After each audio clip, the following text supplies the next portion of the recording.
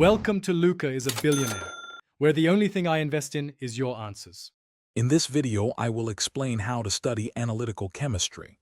To begin, grasp the core principles of qualitative and quantitative analysis. Focus on understanding the why behind each reaction. Pay close attention to observations like color changes and precipitate formation.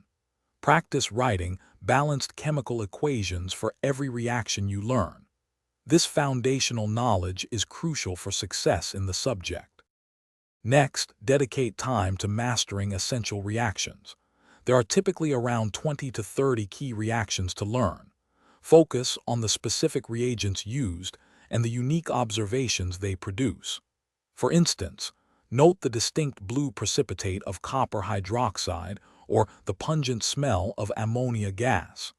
Understanding these details is vital for accurate identification in experiments. Now, let's talk about application.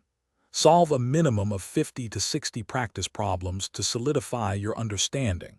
Work through past examination questions to familiarize yourself with question types and common pitfalls.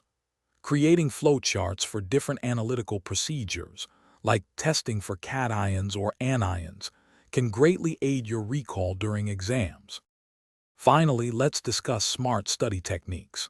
Consistent review, perhaps for 15 to 20 minutes daily, is far more effective than cramming.